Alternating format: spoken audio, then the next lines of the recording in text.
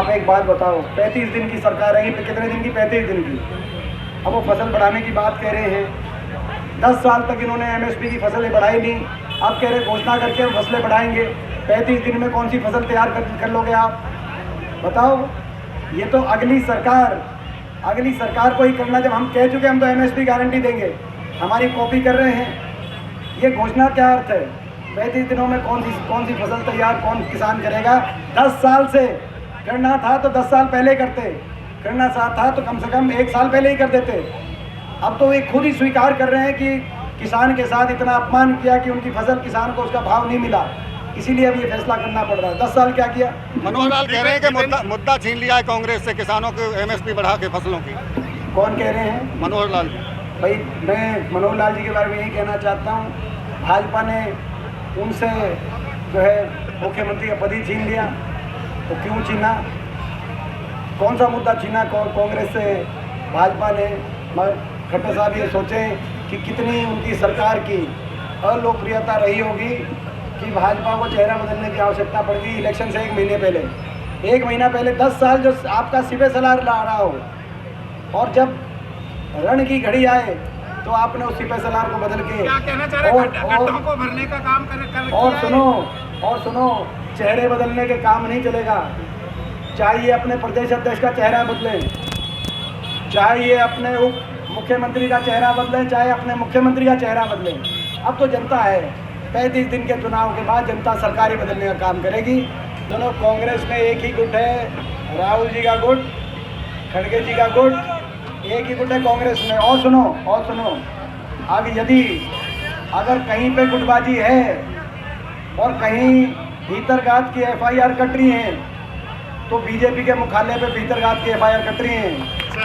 आप चेक करना जरा, आप राहुल नजीब जी से पूछो क्या स्थिति रही। आप बडोली जी से पूछो जो प्रदेश अध्यक्ष बने, कौन से सोनीपत के विधायक ने उनकी मदद करी या नहीं करी। आप रंजीत चौटाला जी से पूछो जो लिख के दे रहे हैं कैप्टन अभिमन्यु जी के बारे में, जो लिख के दे रहे हैं गंगवा जी के बारे में। आप पूछो धनखड़ साहब से जो क्यों हटाए गए धनखड़ साहब, उनकी और खट्टर साहब पे कितनी मित्रता। आप जरा चेक करिए, आप चेक करिए। कृष्णपाल जी से भी थोड़ा चेक कर लीजिए, कृष्णपाल जी से भी चेक करिए। तो अगर भीतरघात और गुटबाजी की कहीं FIR कट रही हैं तो बीजेपी मुख्यालय पे कट रही हैं। कांग्रेस पार्टी एकजुट है और कांग्रेस का गठबंधन कहीं है तो लोगों के साथ। तो आप ये मानते हैं कि कोई गुटबाजी नहीं है? क्योंकि आपके जो कोई गुटबाजी नहीं, आपकी यात्रा में जो लोग शामिल हुए हैं वो शैलजा जी की यात्रा में शामिल नहीं थे। कोई गुटबाजी नहीं। हमारे सभी कांग्रेस के नेता प्रचार करेंगे, हमारे 20 स्टार प्रचारकों की सूची आपको दे देंगे और वो सारे अलग अलग प्रचार करेंगे। ऐसा नहीं होता कि 20 स्टार प्रचारक एक साथ गाड़ी में बैठ के एक बस में प्रचार करेंगे। चुनाव का टाइम है, चुनाव में सारे कांग्रेस अलग अलग प्रचार करेगी अपने जो सारे कांग्रेस, मगर सभी एक ही लक्ष्य के साथ कि कांग्रेस की सरकार बने। जो नायब सिंह जी कह रहे हैं कि हर साल हिसाब देते हैं, उन्होंने दो दिन पहले फतेहाबाद में जाके कहा कि हम हिसाब देते हैं। 10 साल में हमने 10 काम कराए फतेहाबाद में, उन 10 कामों में से 7 काम कांग्रेस की उल्टा सरकार के निकले। तो आप बताओ। उसके बाद DPRO को सस्पेंड करा दिया कि DPRO ने गलत भाषण दिया।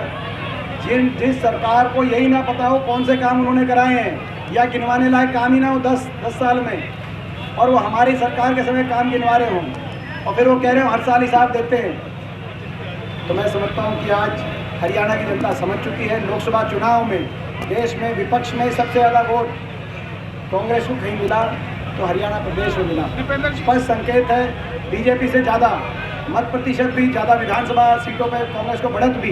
पिछली बार बीजेपी को 80 सीटों पे बढ़त मिली थी, लेकिन लुढ़क के 40 पे आ गई बीजेपी।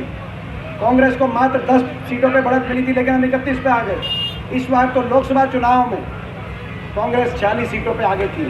तो आप अंदाज़ा लगा सकते हैं कि विधानसभा चुनाव में क्या होगा। प्रचंड बहुमत से कांग्रेस पार्टी की सरकार बनने जा रही है।